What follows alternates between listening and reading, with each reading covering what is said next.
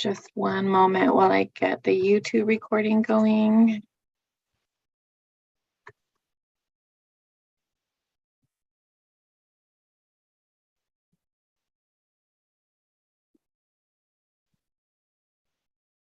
Perfect. We're ready. Well, thank you so very much, Madam Clerk, and good morning, everybody. I would like to call the September 22nd, 2022 Air Pollution Control District Hearing Board meeting to order. Madam Clerk, can you please call the roll and swear in any witnesses? Thank you, Chair Rodriguez. Before I call the roll, I would like to note that all members are participating via teleconference, and as such, all votes will be taken by roll call votes. In addition, for the record, Member Powers and Members Gonzalez are not yet present for today's meeting. I'll now call the roll call. Member Spencer. Here. Vice Chair Schlick.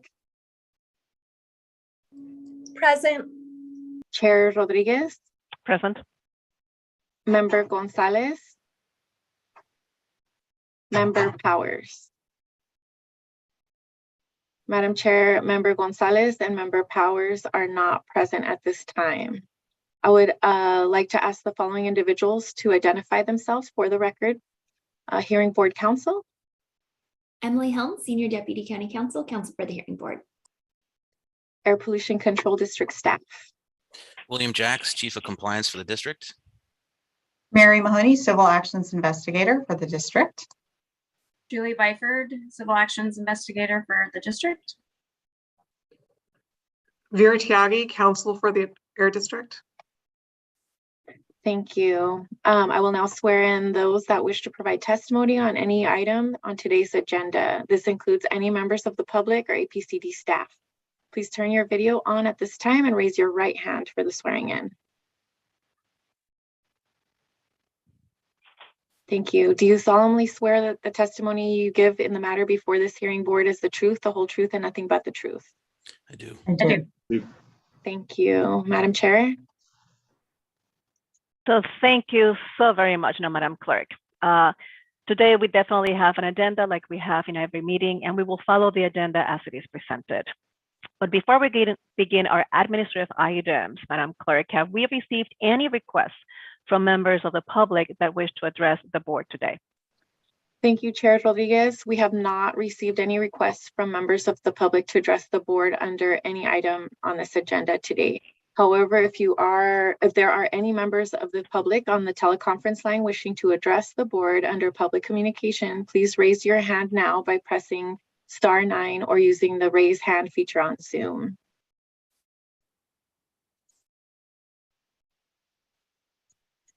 Seeing no hands raised, there are no members of the public wishing to provide public testimony today, Madam Chair. Thank you so very much, Madam Clerk. Right now, we will now move to the approval of the September 8, 2022 San Diego County Air Pollution Control District Hearing Board Statement of Proceedings or minutes. Have we had, this is for the members of the board, have we actually had time, to review, and are there any comments?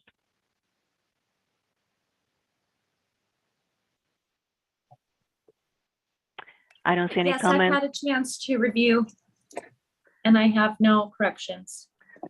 Thank you so very much. My member Spencer.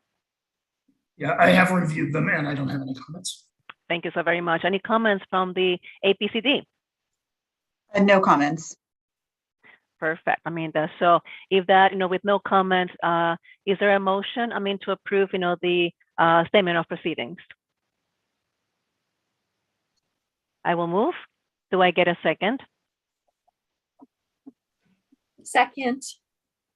Madam Clerk, I moved, to approve the statement of proceedings or minutes as presented, and this was seconded, I guess, by Chair Schlick. Could you please call the roll? Thank you, Chair Rodriguez. Member Gonzalez. Member Powers. Member Spencer. Yes. Vice Chair Schlick. Yes. Chair Rodriguez. Yes. Madam Chair, that item passes with all members present voting aye, with the exceptions of Member Gonzalez and Member Powers, who are not present for today's meeting. Thank you very much, Madam Clerk. The next item of the agenda is the continuance of the teleconferencing meeting option pursuant to Government Code Section 5495E, and that is within parentheses. Madam Clerk, could you please show to the public, the resolution as it appears?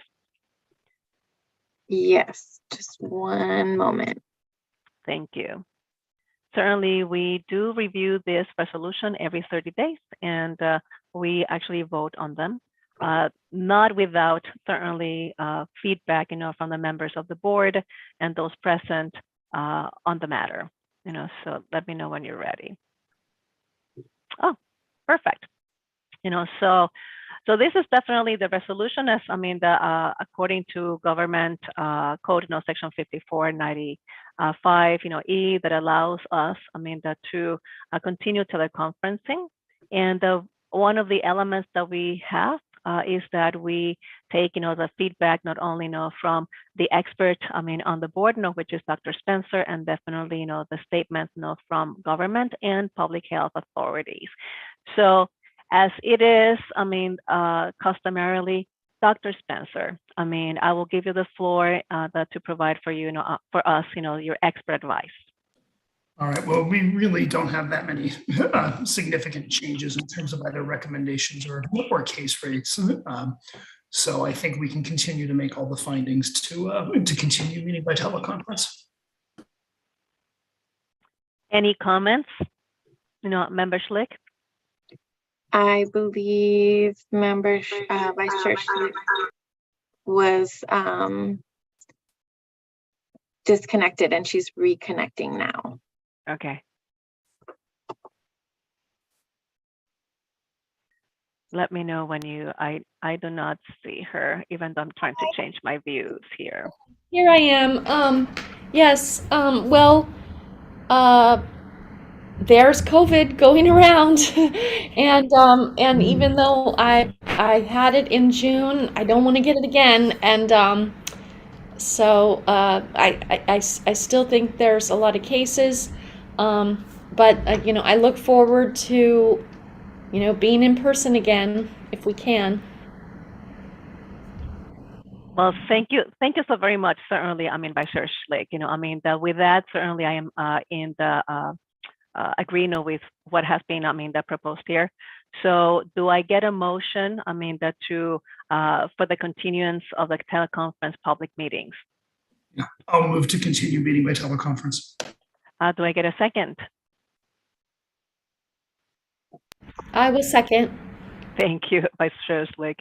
So there's a motion by Dr. Spencer, seconded by Vice Chair Schlick. Madam Clerk, would you please call the roll? Thank you, Chair Rodriguez. Member Gonzalez. Member Powers. Member Spencer. Yes.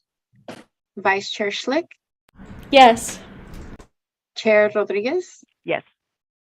Thank you. That item passes with all members present voting aye, with the exceptions of Member Gonzalez and Member Powers, who are not present for today's meeting.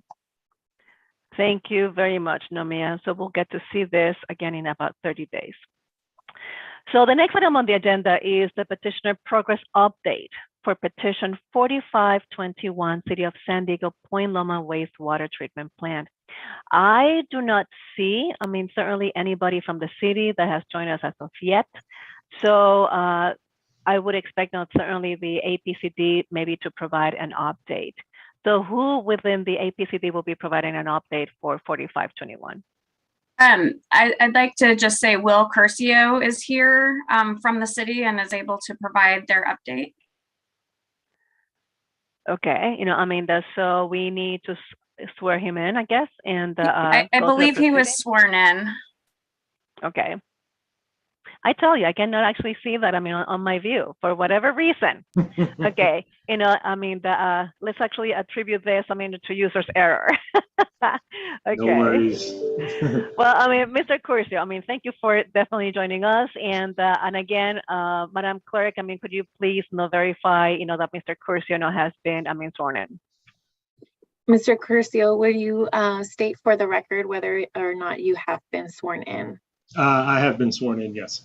Thank you. Perfect. So thank you so very much. So we are definitely here, to see the update, to petition 4521, and you get to be the messenger of hopefully what we expect would be very good news. So the floor is yours, sir. Thank you, Madam Chair. And good morning, members of the board. As noted earlier, my name is William Curcio. I served as the Assistant Deputy Director that oversaw SAO 4521 when it was first established. I have been meeting with Civil Actions Investigator Julie Byford almost every week for the last about 14 months now, I believe. Unfortunately, Assistant Director Tom Rosales, who you're probably more familiar with, he could not join us today. So I'll be providing this morning's update on Condition 6 of SAO 4521. And just as a recap, it reads that respondent must return to compliance with no digester leaks from the pressure. I lost your audio, Mr. Curcio, just a little bit. Is this better? A little bit better, even though it's a little bit faded. Maybe can you increase the volume or on your end? How about this? Much better. Okay. I just got a new microphone, so I apologize. I'll start over since it was quick then. I'm Will Curcio. I'm the Assistant Deputy Director over water, but I was the Assistant Deputy Director over wastewater over the Point Loma Treatment Plant at the time that 4521 was established. I'm here this morning because Tom Rosales, who you're more familiar with, is not available, unfortunately.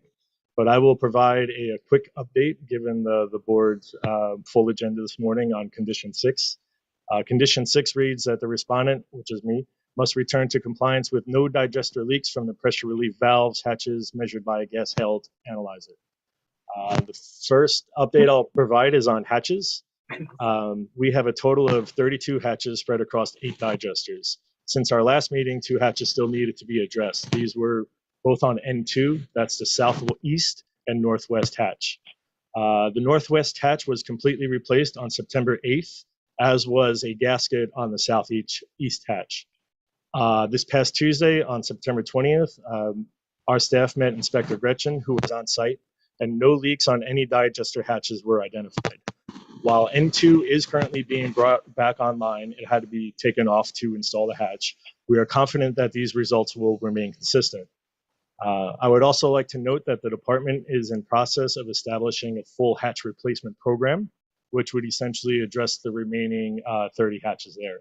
This would incorporate hatch replacement into the 5-year annual maintenance overhaul on each set of digesters.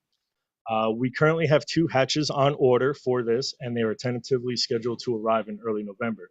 The cost is about $15,000 a hatch, so this is just another example of the commitment that our department has to rectifying this issue. The next update will be on the PRVs and flame arresters. All 8 digesters are now outfitted with brand new pressure relief valves and flame arresters. Readings taken with Inspector Gretchen on September 20th yielded results no higher than 600 ppm. Members from the administrative team and engineering groups of both of our agencies are continuing to work and collaborate on modifying this permit that's currently in place. It is a very comprehensive and technical process, but we understand that it may take some time to finalize. That is my update, and I'm happy to address any questions to the best of my ability. Are there any questions from the members of the board? Well, with the comprehensive hatch replacement program, I think you mentioned what was the cost of each hatch? Like 15,000 or? Roughly about 15,000 per hatch. And that's just for the hatch itself, not the labor and everything? Correct. Okay, just it seemed like a very comprehensive report. I'm glad to hear that there were no leaks during the latest inspection. That's pretty good. So thank you for joining us today. You're welcome. Thank you for hosting. So I have a couple of questions, and of course everybody smiles, so what's new? Okay, Mr. Curcio, so let me actually see, your timeline correctly. So Gretchen, who is the APCD inspector, went in. She actually tested, maybe via handheld, and that demonstrated, that you actually had no leaks. Is that correct? That is correct on the hatches. That is On the correct. hatches. Then after that, after she went in and she actually got 0 readings, the department actually went in and replaced the 2 hatches. Is that correct? Yes, these 2 hatches were identified.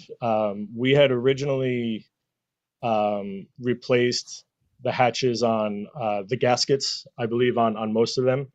But these 2 hatches, after the initial repairs, so to speak, these 2 hatches were of concern. This hatch, one hatch was a complete overhaul, and because it was still leaking even after the initial fixes, so to speak. So given the, I'm sorry? No, go ahead. Oh, yeah, given the condition and just the totality of circumstances, the department thought it was in our best interest to initiate a full hatch replacement program. So even though there were no readings detected, we're still going to incorporate this because we're trying to stay a little more proactive on that front. Okay, that will be good. When you replace these 2 hatches, that to which you referenced, okay, did the department take measurements of the effectiveness of the, and so to ensure that there's 0 leaks? Yes, we do. We perform weekly monitoring on all of our PRVs and hatches. Okay, and then definitely the readings again, were 0. On the hatches, yes. Perfect. So yes, I like, that you keep actually referring to the hatches, because definitely I am actually not asking about the hatches, even though that's the purpose. And the other question is, have you submitted, this type of progressive long-range planning for maintenance and replacement to the district in writing? We have not. Our engineers and our operations professionals are working on the details. It gets a little bit complicated because it may be an O&M project, which is one course of action, or it may be considered a CIP project, depending on the funds. Like a capital? Is that a capital project? Yeah. Yeah, it could be considered a capital, which is an entirely different process in of itself. So we're still in the information gathering stage, but nothing formal has been presented to the board in writing, but it has been discussed during the weekly meetings with the civil actions investigator. That'll be really very good. Because I think, you nail it on the head, because I am actually looking at the financial commitment, whether it be O&M, we call it here RCE, you call it, capital, to ensure, though, that program does not just get voiced as an aspiration, but definitely a commitment. So that's why I'm actually asking, for some sort of written documentation, that itemizes and kind of closes the loop, with the APCD. I know that I saw Mr. Jacques, with his hand raised. So I'm going to actually leave the floor to him. Thank you, Chair Rodriguez. And Julie, did you want to chime in first, or do you mind if I take it from? Yeah, go ahead. Okay, great. So absolutely everything that we're aware that Mr. Crucio stated is accurate. I think there's some clarification and some history prior to that should be brought up. So during the inspection was September 20th was conducted, in preparation for this hearing, but also based on reported readings from the city from July till now. And there were actually very high readings, July 19th at PRVs up to 18,000 ppmv, on August 2nd up to 3,000, and September 13th, not long ago, was 115,000 ppmv on PRVs. So my impression is, and then so we conduct inspection. There were repairs done. The city identified this, reported this, which is good. But then, during the inspection, we identified no more than 600, as Mr. Crucio mentioned, on September 20th. So the question is this the repairs solve it, or is this a continued thing? I think with the history of the facility, the district would like to continue to see the progress a little more. And in addition, at certain areas, the hatches should not be leaking at all. And I think in some of those dates they were. In September, they're up to 50,000 ppmv in hatches. And as Mr. Cusio mentioned, they are working to replace all the hatches. So I think our impression is that once that hatch is, those hatches are replaced, and correct me if I'm wrong, I believe that might be completed or the plan in November. I think that we would have a better scene. It's like, is this facility more leak tight? In addition, I also wanted to mention that the district's engineering has been working with the facility to identify more specific allowable leak rate specific to the PRVs. Based on the issues of maintenance in the past, we want to establish something so it's clear to the facility and clear to the district. So moving forward, it's easy to identify a measurable amount. And the issues related to that is when there aren't high pressure readings. If there's high pressure reading safety, there's going to be a need to vent. But when there isn't a reason, and in these occurrences, my understanding is, in at least some of them, the pressures weren't high. So, that again, so I think the most recent inspection shows promise. But since there was very recent history on this, our recommendation is to, potentially revisit this another hearing date for another update. Yeah, definitely I agree with you. Again, that commitment, it's not there. I would definitely like to see, that financial commitment, because I think, and I've been saying this for at least the last 10 years, it needs to be fixed. So completely agree with you. So also, Mr. Jack, thank you for providing the data. I love, numbers. And plus I'm a chemist, so I have to see numbers. So that's really very good. I think, it's trending in the right direction. Not necessarily, it's not corrected yet. I think, that we're on the path, but it hasn't been corrected, on a sustainable fashion, because that was part, that I used those words, as part, of the board orders or the statement of proceedings. It needs to be sustainable so that we eliminate, recurrence, at least in the next 5 years, which was what Mr. Rosales promised, with the big maintenance and engineering overhaul. Okay, personally, I would like to see another report in about 3 months. And certainly I would like as well, for this to, even though this is record, and it's public record, but certainly would like, to see something that itemizes the steps that have been taken and the steps going forward. Okay, not necessarily a timeline, but definitely big goals, and as maybe well like as something written, Chair Rodriguez. That's like what I said. Like a written update. And that's what I said. Yeah, so that includes, that update, Mr. Curcio. So where we were, where we're going, and certainly I would like for you to also mention, okay, in that report, that the financial commitment is still there, even if it is an O&M or CIP, okay, operations and maintenance, that's what that means.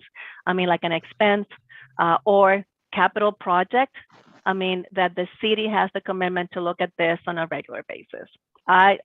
We need that, in about 3 months from today.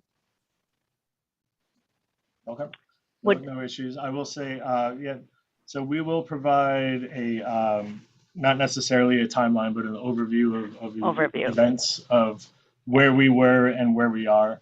I will say, since financial considerations did approach,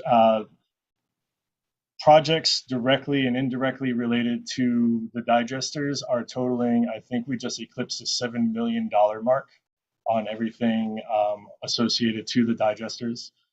A lot of this falls outside of the stipulated abatement order, but it's also items that needed to be taken care of. So the city has, we have the financial commitment, and we will continue to do so. And in our next presentation, roughly 3 months or so, we will provide quantifiable numbers to support that statement.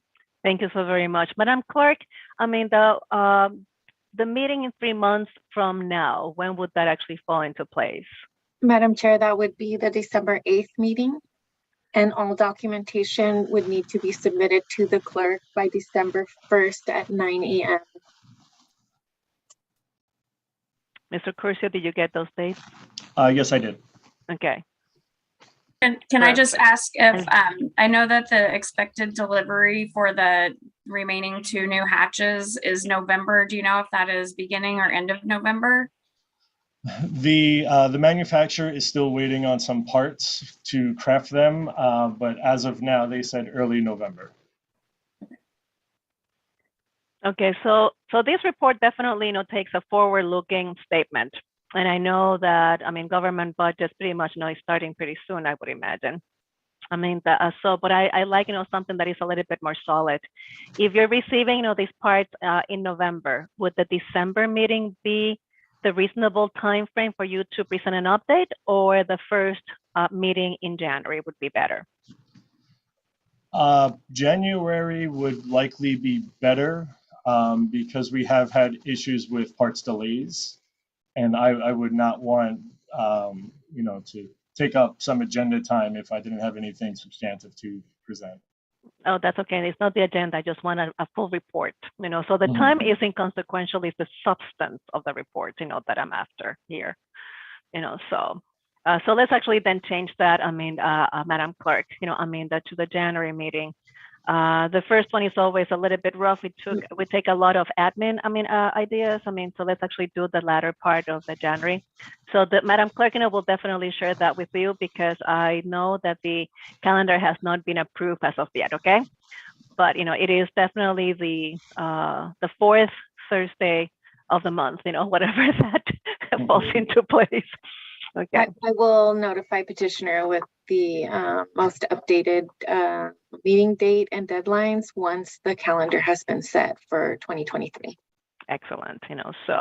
And what you present, Mr. Curcio, or Mr. Rosales, whomever actually represents the city, certainly will be added, as an exhibit. Okay. To the hearing. Perfect. So I think, that we're really very clear, on that one. So, I think, that we need to actually have a motion, to accept the progress update. So do I get a motion? I'll make that motion, Chair Rodriguez. Get a second? Second. Okay, so there's a motion and a second. Madam Clerk, will you please call the roll? Thank you, Chair Rodriguez. Member Gonzalez? Member Powers? Member Spencer? Yes. Vice Chair Schlick? Yes. Chair Rodriguez? Yes. Thank you. Madam Chair, that item passes with all members present. I'm sorry.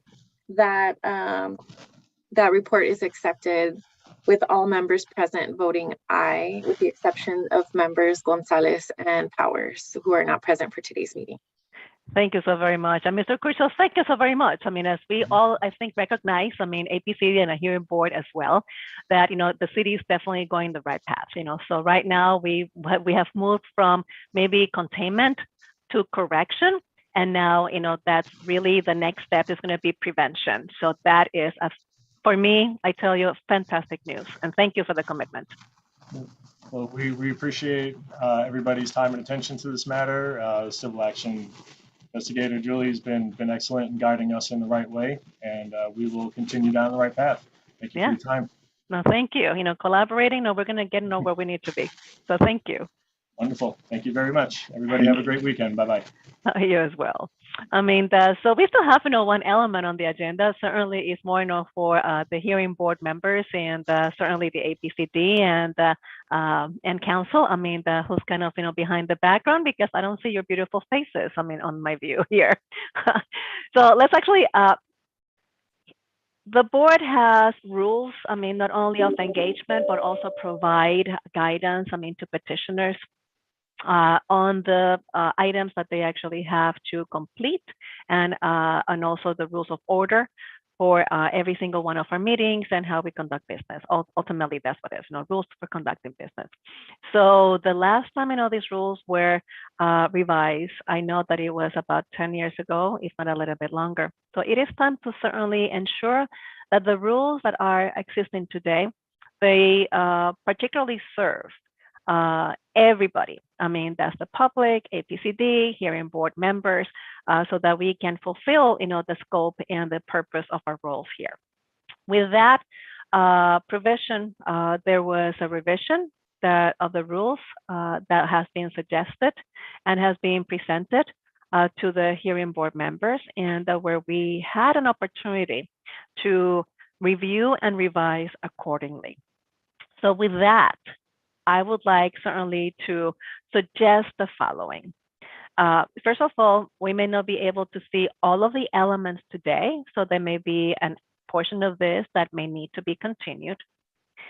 Second, I would like to take a look at every single one of the rules, one by one, so that when we take a look overall at the rule, we have everybody's feedback, and then we move to the next rule.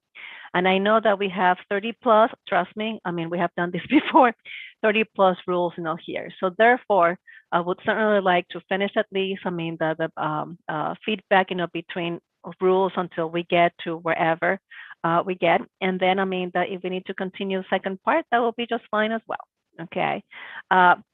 I know that we got the PDF copy, and it has been posted as well, on the APCD SharePoint site, as well as the front-facing aspect, of the public part, of the SharePoint. So anybody who watches, this presentation later on YouTube, certainly can have the ability to download to see our comments. And certainly, I invite any members of the public to also join us in future meetings. Okay, so any other suggestions as to how we should, you consider that we should actually take a look at the rules revision?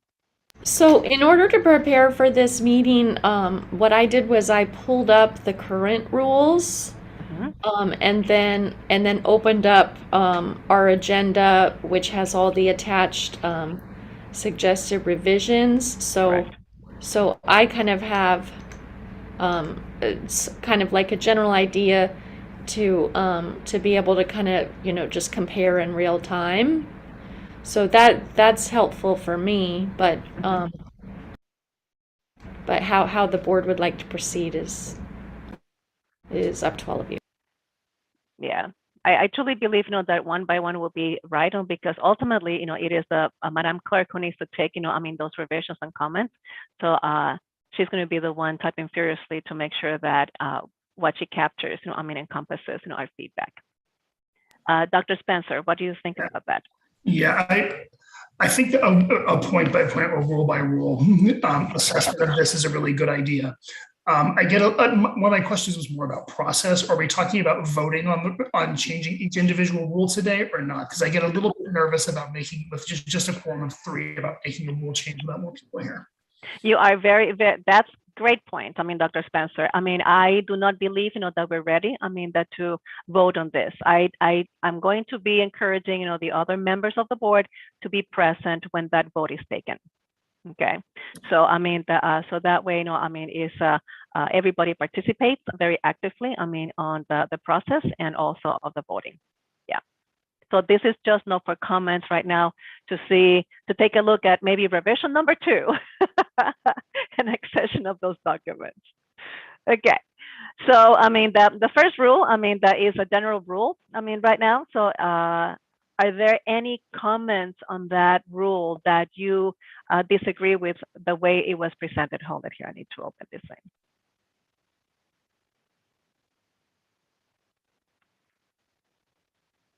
Okay. So what I like about the new rule number 1 is it modernizes the ability to hold meetings via teleconference from time to time in accord with applicable law.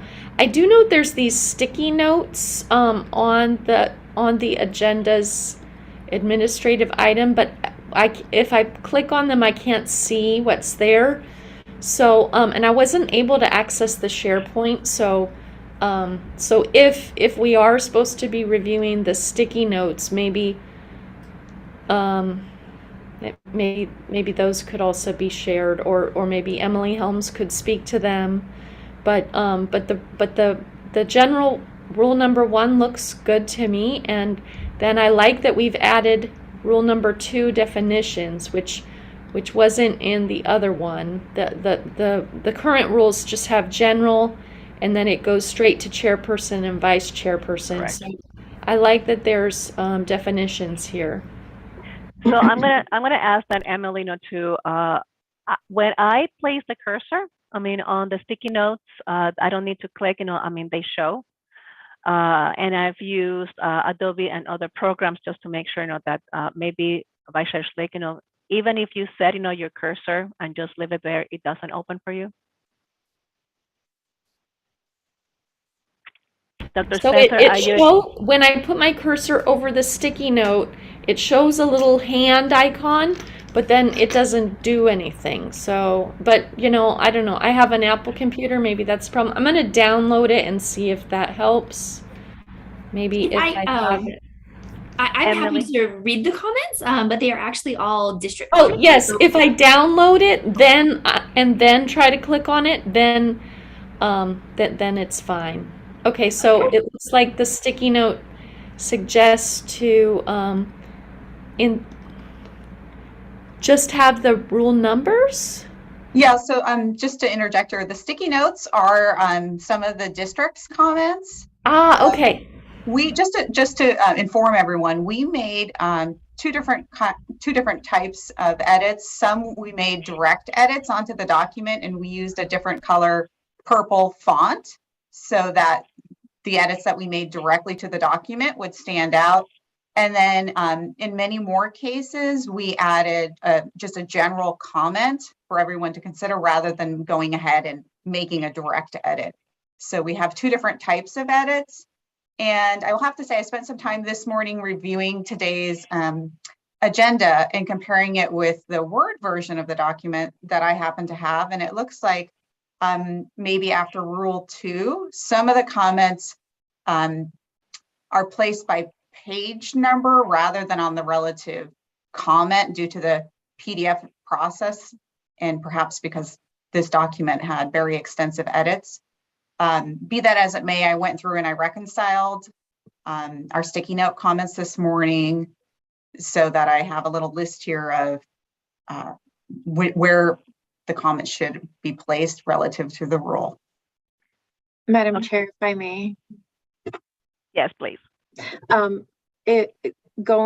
With my experience going forward, it would be beneficial to provide the strike-through version to see the revisions.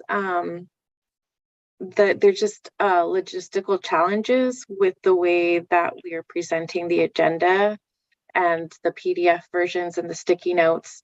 So I think that it would be a lot clearer going forward administratively if any revisions were provided as strike-through versus this would like a general edit. So, and of course, I think, that we got that this morning, unfortunately. So, yes, I do agree with you because, certainly I'm going off and I'm comparing the one that we originally, when I say we, the Madam Clerk, Emily, and then myself, to present to you. And that's, yeah, we actually have a little bit of a handicap here, shall we say, to do this today. So I believe, without that, and certainly without the other members of the board, that have not had, a chance to do this, I do not believe that we may be ready today, to take a look at this, because again, with my handicap, and I have 3 monitors, by the way, here, and yeah, it's a little bit too much, and as Mary actually said, the positioning of these sticker notes, they're not relevant to the section that you're commenting. So my eyes are all over the place. Because of that, I'm definitely taking, particularly everybody's advice and yours, Madam Clerk, we need to be provided definitely, the strike through, okay, version. And I don't know, if we could actually get a Word version. Again, that's up to council. So where at least now we can see the before and the after and the proposed for Well, and everybody. since because this is it's going not- to we're take not a ready. while, since it is going to take a while, I am curious if maybe we can just get some, maybe cover rules 1 and 2, for instance, because I have questions, and maybe Ms. Helms can help, especially with the location of meetings, because the sticky note here, like we may as well use our time to discuss a little bit of this and get some feedback on the record.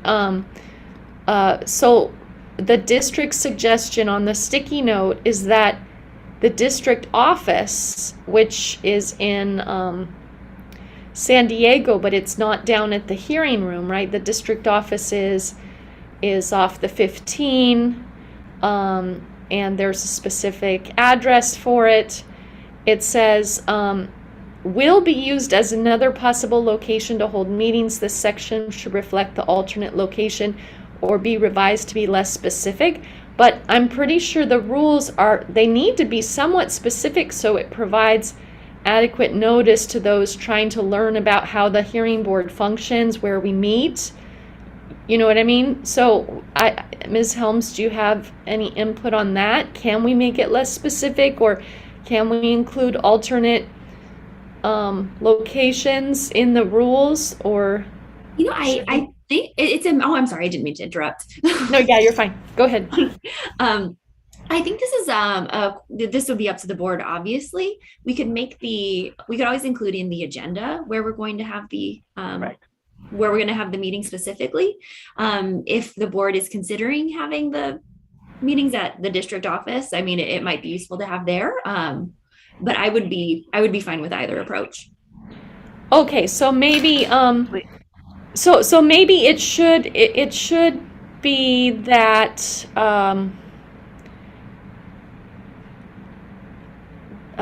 that the hearings will be held in the designated hearing room or the air pollution control district office or via teleconference from time to time in accordance with applicable law, and the designated meeting location for each actually scheduled meeting will be provided to the public via the 10-day notice. That kind of thing. Would that, I feel like that would be helpful to have in the rules. I think so. It could be something, and it could even be as simple as if we don't have any plans right now to start meeting at the district office, we could have, designated hearing room at Pacific Highway unless otherwise specified in the meeting agenda, something like that. Okay. And Yeah, then that was a legal requirement. And then the part about the teleconferencing, unrelated to the public emergency teleconferencing that we're doing now, this rule update will kind of help us be able to meet by teleconferencing just as an option once the Emergency Brown Act revisions stop, right? Yes, well, that's always been an option under the Brown Act. They're much more stringent requirements pre-COVID. And right now, I think the legislation enables potential meetings under the less restrictive requirements until maybe 2023, 2024. I'd have to check that. I don't know what the legislature is going to do in the future. Maybe they're considering extending that. I think we'll have to see how that plays out. But I think that was a long answer to your question of yes, we can sometimes still meet via teleconference. Okay, and then just putting it out there that it may be held via teleconference from time to time in accordance with applicable law. That should be sufficient, in your opinion? Yes, and it's not necessarily, it's not necessary because it's always been an option. It's nice to let the public know that is an option. So I think it is. I think it's good practice to let them know, and to have these locations in the rule. So anyway, that's my input on number 1. In that case, we might specify both locations and then say unless otherwise specified in the agenda. That could be pretty simple. I think it just gives the public a good starting point for, like, that they know the options that are currently, out there. Great. Dr. Spencer, do you have any comments on part number 1? Yeah, the only other thing was, I agree with having the flexibility and the rule of being able to meet in different locations and via teleconference, or as we specify in the agenda. But do we need to include and in the notice so that the public, when the meeting is noticed, that is also included? Is that something that needs to be stated explicitly here, or does that fall under some another rule or another guideline? Well, I think the intent was as noticed. So I think I would agree with you there. Thank you for the clarification. I do have, go, anybody else? Because I do have, I would like, to address the sticky notes. I just want quick. Oh yeah, it's real quick. Just thinking logistically, would it be okay? What do you guys think about sharing screens as you go through the rules? Might be helpful to kind of get on the same page since there might be different versions out there. I don't know if that's allowable, but 2 cents. I think it would be fair for Mia to share her screen if she has one that's available. Yeah, that's certainly, that would be good. I definitely can share the screen of the document that was provided by district staff and that was included with the agenda packet. Is that okay? Yeah, I think we should all be working off the same version, rather our individual version. So the one that Mia shares, I think, is the best approach. That's what I was thinking. Sorry, Mary, if you had that's acceptable from our perspective too. Unfortunately, the actual revisions will not be, since it was a PDF document that was provided, I won't be able to share the revisions as they go. And I will most likely have to go back into the recording and do the updates on a separate document. So I will go ahead and share that screen now. Speaking to that, moving forward after the next hearing, would it be okay to work off the words? So I think that is, going through different processes where we're making changes to documents. It's just helpful if we make the changes as we go. So everyone's agreed, these are the changes, everyone saw the changes were made. Again, my 2 cents, but for your board decide. No, Mr. Jack, I actually requested that even before the meeting. Yeah, it's something definitely for legal counsel, to do that. I actually support that. I have, I like to see the changes as they actually happen. So that way, we actually have kind of a final draft, before we move to the rest. So that's why I did not bring it up, but thank you for bringing it up. I think that would be acceptable moving forward. I think there were just some miscommunications. So we'll make sure that for the next meeting, either Mia or I have a version to share and that we can make our changes on. Oh, excellent. Now that's what I'm used to, because that's how I do it here.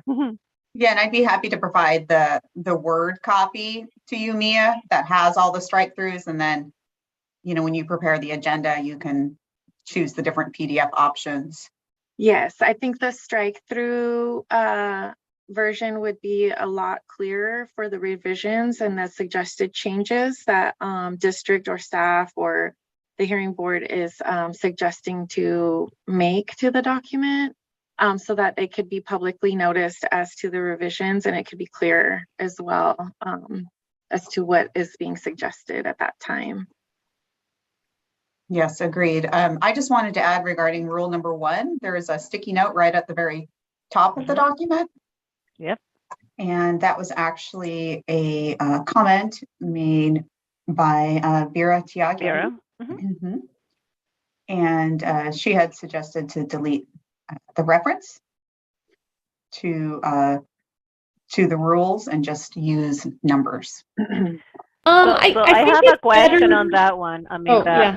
Does she say to eliminate the word rule and of subsequent and then start 1 dot, for example, general? Is that, I just want to be really very clear about that. I think you can call it procedure 1 or just have the number 1 or whatever you would like. I would just eliminate the word rule. Emily and I had a conversation with attorneys at the California Air Resources Board, and they expressed a preference to make it clear that these were procedures and not actual rules. So I think we're just trying to facilitate that understanding. Yeah, I get it. I mean, so definitely that cannot be, mistaken by either rules from APCD or rules by on the health and safety code or anything like that. Correct. I would imagine. Okay. Yeah. I mean, yeah, I mean, I again, I mean, just from the usage of the word, particularly in a quality world, I would actually stay also away from procedures. Procedures actually are really very detailed as to you do this first, you do that first. I mean, this is not that. So following, that, I would actually see the number, the Arabic number, and then, kind of the title, for that section. Yeah. So Okay. thank you. So I actually. But this document in general is still like the current rules and regulations for governing the hearing board. That's how they're titled, APCD Hearing Board Rules and Regulations. So it's still going to be titled that, but instead of there being rule, it's just going to be number 1, number 2, etc. Yeah, I think I can weigh in on that. We would probably just title them. I'm trying to think of what we would probably just label them in accordance with what they're referred to in Health and Safety Code Section 40807. I think they might say procedures governing the conduct. So we might just make I think I would probably match what they call it, how they're referred to in the Health and Safety Code. So we would probably make that change there if that's acceptable to the board. We're just trying to make sure that we're referring to the board's authority under that section. We just want to make that very clear. Yeah, so I agree with that, because So definitely that everything has to section align. again is the 40807 that's listed there. Yes, so that's these rules are adopted pursuant to 40807. That's what the let's see what's one of these rules. The rule, that section does call it rules, so I see why we say rules here. But I don't think that we need to use that word in this document in order for it to fall under 40807. So based on, I think, just clarity to the public that this is more of a procedure or a method for appearing before the hearing board, or practices. Maybe practices is a better word. Yeah. I think it would still be consistent with that Health and Safety Code section to steer away from that word rule. Let's see, 40807. We'll definitely also take a look at that. I mean, at other hearing boards, I mean, to see how they're actually treated as well. But I actually have no problem with that. I mean, making it consistent, I mean, with Health and Safety Code. And certainly, as you said, I mean, so we can certainly take a look at better naming of it. So, I mean, any comments on, again, 1A?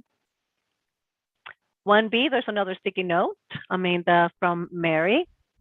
And that also goes back, to the district office. I think, that we have addressed that. And also with the word notice saying, or on the notice per se, not just the agenda.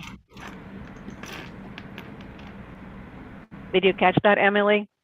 Oh, I apologize. What was that? No, I mean, 1B. I think, we've addressed this. Oh, I mean, yes, we've addressed that. Okay, I mean, the only thing is, I know from Dr. Spencer, that we're really very clear that, also, I mean, that will be addressed in the notice. Public notice. Agreed. Perfect. So any other comments on 1B? Okay. So let's actually see at the pagination for Rule 2 that actually happens definitely, with Word. So I just want to make sure that, number 2 definitions, I mean, has the proper alignment, I mean, and definitely style. So that's one of my comments on that one. Are there any, there's actually a sticky, that says, I mean, from Mary, the district suggests adding continuance, postponing of a hearing to a later date, I mean, to the definitions. I think, that's a very good suggestion because it's also in the document. Mia, you're showing, your chat on Teams. Who's, thank you. It's me. Okay. So, I mean, any comments on the adding the word continuance to the definition? No, if I just want to make a comment quick on the use of chat.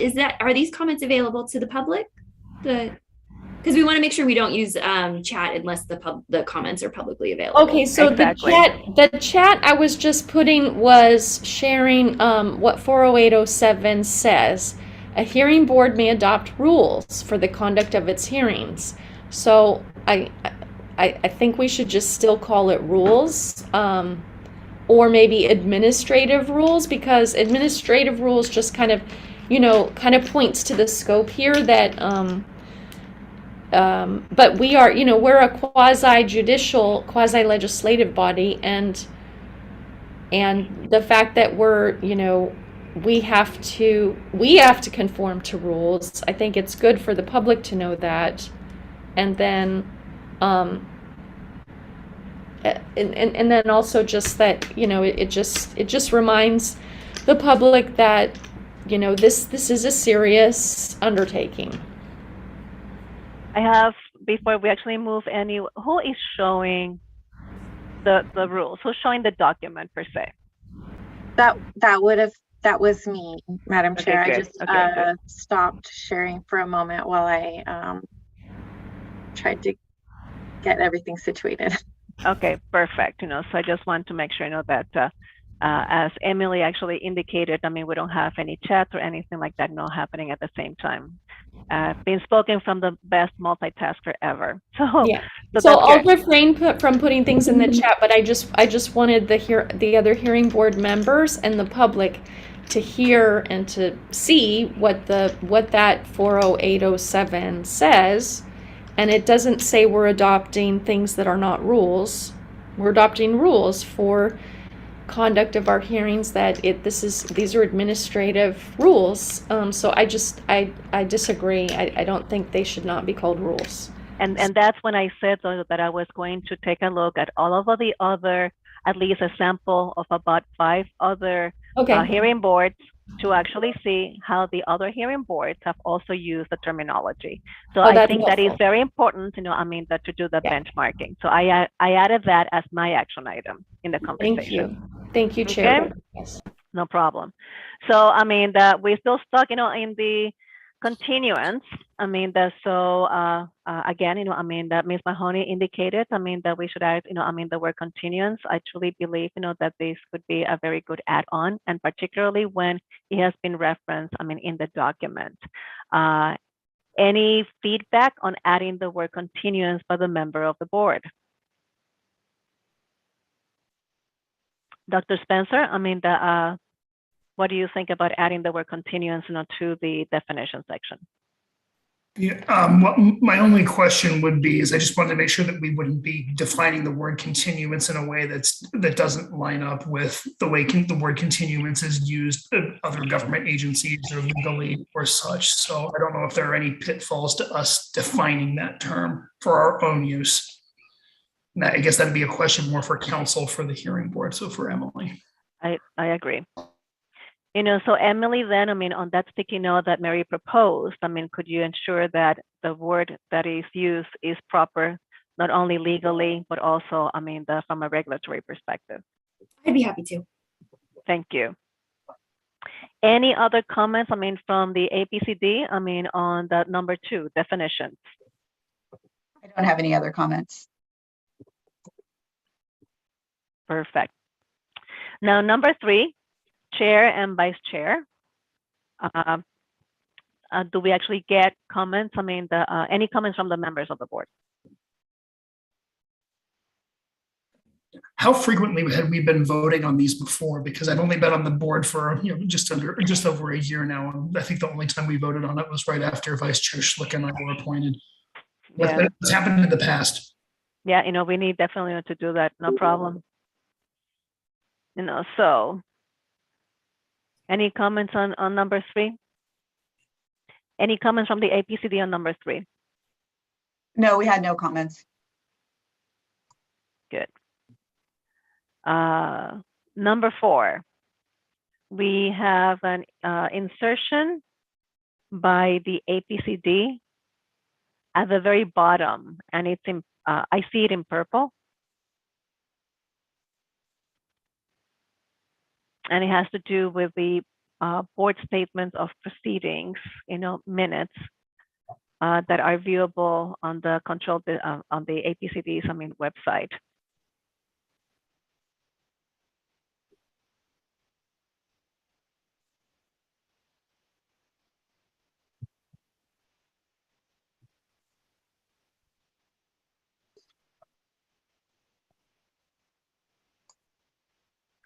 So just to clarify for everyone, we added this particular statement because we just thought we wanted to modernize the section and let really the public know, who may not otherwise be aware, that they can use the district's website as a resource for looking at draft minutes and approved minutes. And so it was thought that this would be a benefit to the public. And I remember talking about this last time that we discussed these proposed rule updates, and I think it's a good idea. So that's my input. What is the possibility of that website changing in the next 5 years? So that it's rerouted some other place.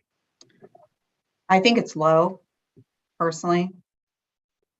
Okay, I just from personal experience, I just don't like putting any URLs. But that is not an URL per se. Okay. We could say that the agency's website, if that was a concern.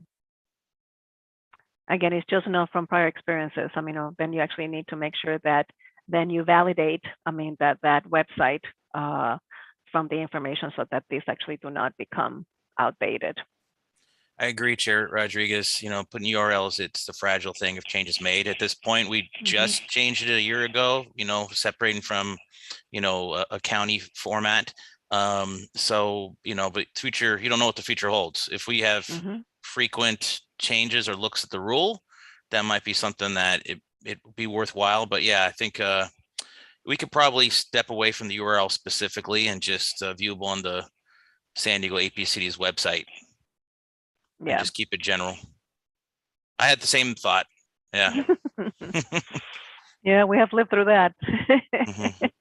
Yeah, I have no problem with this. But just keep it generic to the, APCD website. I'd also like to mention that for Rule 4, Vera did have some comments that aren't showing up on Rule 4. So Rule 6 has one of the Rule 4 questions, as does Rule 12. And I have the comments in front of me as well, because I'm looking at the Word version where the placement is correct. The first, which would be the comments? Mary. So Rule 6, if Mia wants to scroll to Rule 6, there is a couple of stickies here, and that is the one I'm referring to. So that on the Word version is on Rule 4. Yeah. And so the question is this just for a member? Can a party request this? And again, that's Rule 4. What is this? The minutes? The preparation of records? What does it's this the preparation mean? Of record. Okay. Yeah, so 1, 2, 3, the fourth sentence. You see the word member. About 5 words over. That's where the sticky note was originally. Should have been on the Word version. It is. And the comment from Avira reads, is this just for a member? And can a party request this? Okay, so the minute order shall include the meeting. Okay. So, Mia, could you actually land your cursor where Mary is indicating so that we can actually take that comment? So that's going to be in Rule 6. Oh, I No, see. it's 4. It's 4, but a sticky note should actually be, where does it land on the member? Yes, it's the the third sentence. Could we actually do lines, just like, I mean, in law, 1, 2, 3, 4. Okay, so that's the third sentence, okay? It's not that sentence, Mia. It's one of the earlier sentences. It's on the What third line? line, the word members. You're very close to it. Go, yeah, right. Go to the right. Yes, the word members. Yeah, so it was just the word member. So the minute order shall include the time and place of each meeting of the hearing board, the names of members present, all official acts, the vote, and when requested, okay, that's with it. When requested by a member, the reasons for the member's dissent or approval. Is that, I mean, is that, I mean, what we're talking about? Yeah, I suggested that a member of the public be able to ask for that too, because generally speaking, if someone were to appeal the decision of the hearing board to the court, then they might want a written record to explain what that decision was. So I thought it would be a good addition to allow a member of the public to, not a member of the public, a party or anyone to request that written decision.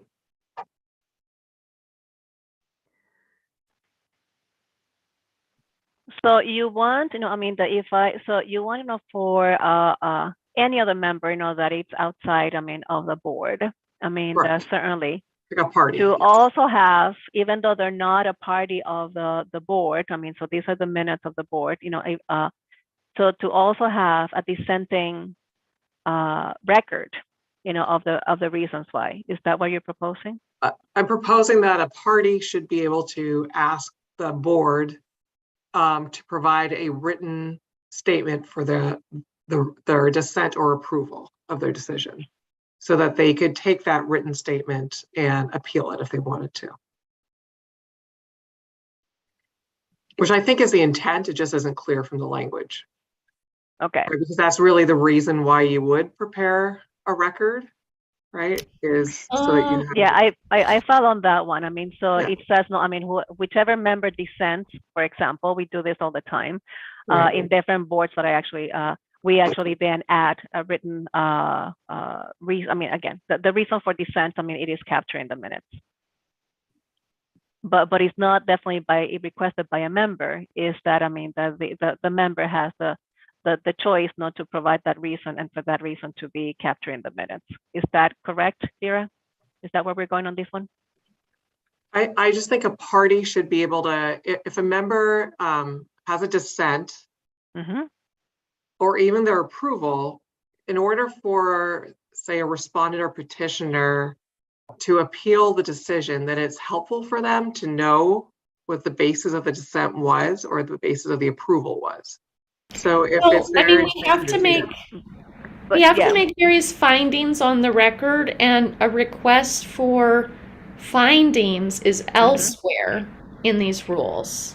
Yes, but that's not the same as the reason for the say, for instance, one of the members thought that the hearing board was making the wrong decision and stated why they thought, they had a dissent, just like in, a regular opinion of the court, of a superior court or a court of appeals or the Supreme Court. They always publish the dissent also, and then that dissent can be used for an appeal. It's helpful information, right, for a reviewing court to determine whether the hearing board's decision was correct or incorrect. So a party, a petitioner or respondent who may want to appeal the decision of the hearing board, because all decisions of the hearing board are appealable, they may want to ask for that written statement. So the approval, for example, would be is already captured, within the boards of proceedings, because we would actually agree, those who agree, I mean, with the summary that is provided. Right. However, I mean, the dissension, I mean, for those, again, who would vote, and contrary to it, that is not captured. So right. I follow you, definitely, no problem. I would say, that maybe if we eliminate the phrase when requested by a member, that may correct, I mean, this option, so that the reason for members to send an approval definitely can be provided, but it doesn't need to be requested by a member. It's something though that we, it should be part of the way we conduct business. What do you, would that suffice? I mean, to respond to your comment, Vera? I think so. Yes. Okay. I had one clarifying question. So are we intending to limit this to parties? Because if we eliminate requested by member, then any member of the public could request reasons for dissent. Do we want to limit it to parties or no? Okay. I mean, again, that's, I think, that this is the record of the hearing board. I mean, so again, we see, we get all the stuff and everything else. I mean, are those members for the board those will be the ones that would actually be providing that dissension. And I believe that would suffice then Vera's, the request. Am I correct, Vera? Yes, I mean, I think that a party should be able to request it for the reason that I identified, in the sense that it's beneficial if they were to appeal the decision of the hearing board. But I think for transparency reasons, then I think, a member of the public could, but that's more policy and that's up to the hearing board. So I'm just thinking logistically, members of the public don't have to identify themselves, and they're only able to speak during the public comment period. So it seems like if we eliminate by a member and make it when requested, then we'll just have to keep in mind that it potentially opens the floodgates. I think maybe limiting it to when requested by a member or a party appearing before the hearing board, that might be better. Just it might be more within a reasonable scope for our business. So it goes back to including party. So because that would definitely open the floodgates to anybody who would actually come and to actually have a dissenting aspect of it. Then we would have then to limit the way they would capture. So again, having been in several meetings where there's a lot of members of the public, even when they don't even speak, to the relation of the petition that we're hearing at that point in time. It's about anything. So my proposal was not to eliminate the phrase when requested by a member. So we're going back, to party and member. Who's this going to be limited to? The members, minute orders for the board, or everybody's, the dissension? Personally, I feel that it should be, the hearing board members. I'm okay with it being the hearing board members, and only because the parties can still, the parties that are present, they have the ability to speak in other times other than public comment, and if someone from the public takes the time to come during public comment and ask, like regarding a previous drafted minutes, okay, well, why was this voted or not? Then, they would have the opportunity there. But like just as I'm not sure. I feel like I'm not getting my point across. So I'll just defer, Chair Rodriguez. No, no, definitely I'm listening. I'm just actually questioning it. Going back and forth. So to ensure that, the right, that we capture, the right, the messaging and scope, for this rule for number 4. So can we actually, go ahead. I would just add, I think you mentioned that this isn't the final version. No. So we can still, if the board members want to take some time to think about it, we can always revisit. Yeah, and that's what I was going to say. Can we actually park, this? And maybe put a notation. Madam Clerk, member versus party, something that actually would trigger us. The memory jog exercise. Okay. Yeah, if I may add just one thing Yes, please. before we do that. My concern is that if somebody wants this and a year later comes back and asks, well, why did you vote to approve the minutes? I don't recall that we've ever stated any reasons for approving or dissenting to the minutes being adopted, because in a year I'm not going to remember why the specific reasons unless it's written out somewhere. About why I voted to approve minutes or move to approve minutes, as opposed to when there's a particular other matter, for instance, like a case or something like that before the hearing board, we delineate our reasons elsewhere, and that's part of the record. In terms of remembering, that's my only concern, is that somebody's going to come back a year later and I'm not going to have any idea because it's not written down anywhere, and that could potentially be an issue. So that's one of my hesitations in involving in a.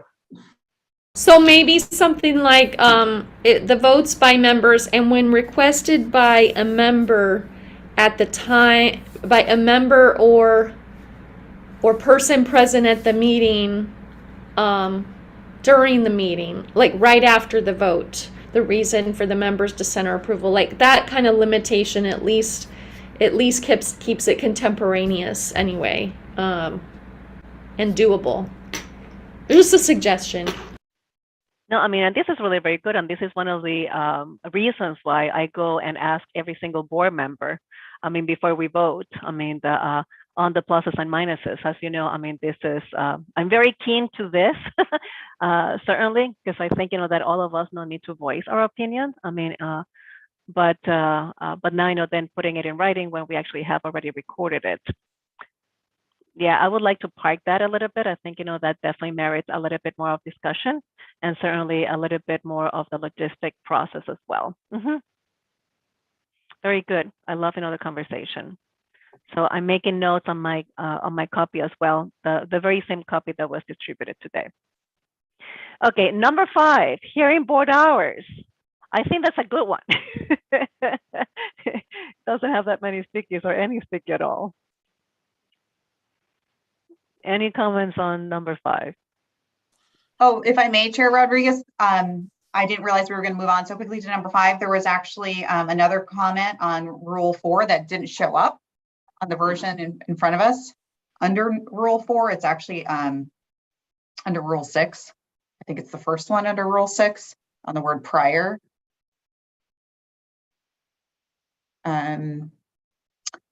Maybe that one. No, I'm sorry. That's the one we just did. It's try another one. Oh, I'm sorry. It's it's the one at the very bottom, closer to Rule 7 quorum. What fee? So if you scroll back up to Rule 4, you'll see on the top of page 18, which is still under Rule 4, the second sentence, closer to the end of that sentence, the fee has the comment of what fee. That fee is established, however, by you guys. So I just time. Maybe, sorry, I didn't mean to interrupt. I just thought you should, for transparency to the public, just maybe identify where the fee is, like where they would learn about the fee, like if it's in a rule. And I'm sorry, I'm new to the board too, so I actually don't know where the fee is. But just an identifier if it's in an APCD rule or wherever it is, so that they know where to find it. Mm-hmm. Okay, that will be something for the governing board as well, because I don't think that there's a fee per se established. I mean, so that whatever that fee is and wherever you would find it is what I would just explain. Mm-hmm. So yeah. If I may, the fees are usually established by a fee schedule that has nothing to do with the hearing board, and those are subject to change as well. It's the APCD fee schedule. Okay. Yeah, I think that description would be helpful, right? I find it so. And just to let everyone know, there is also one more comment on Rule 4. If we're ready to address that, I'd be happy to share it. So this comment, I believe it's in Rule 12. according to my notes here. And it's about the records retention schedule. Yes, that is it. So that comment pertains to Rule 4. And it was actually added onto the purple writing that I added at the end of Rule 4. But in that location, it refers to the previous paragraph of Rule 4 on the word, it refers to the applicable records retention, that last sentence on page 17. And so the comment reads, you know, how long will they need to be here? Previous paragraph, which is what is highlighted now, says they are part of permanent record. I modified, I think I modified that applicable records retention schedule. I didn't know that it got adopted here. So that comment may not apply anymore, but I just wanted to be, you know, putting something on the website permanently is a large undertaking.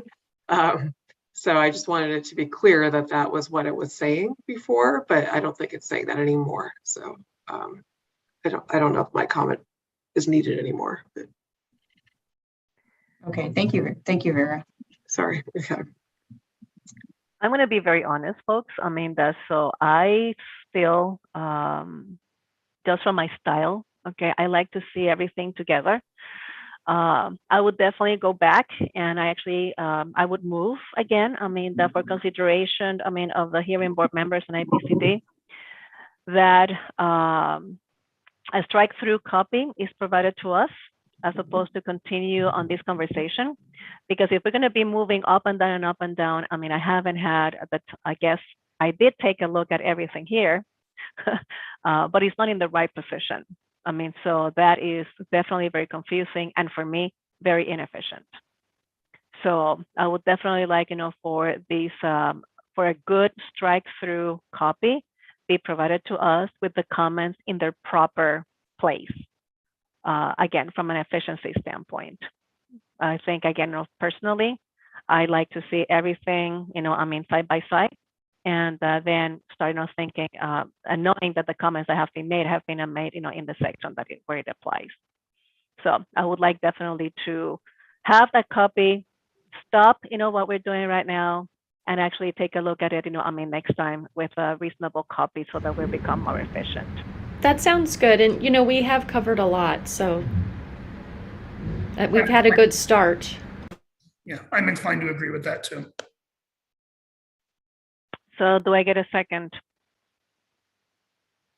That's my motion. Stop what we're doing right now, please. I mean, APCD and clerk of the board work on providing a strike-through copy with the comments properly placed in the document. And then notice this for the next meeting, please. Do I get a second? Yes, yes. Thank you, I share. Mia, could you please call the roll? Yes. One moment, Madam Chair.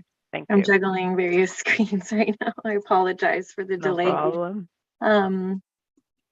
Just to repeat or clarify for my clarification of the motion, Chair Rodriguez, you have moved for the district staff to provide a strike-through copy to be provided to the hearing board with comments in the correct place.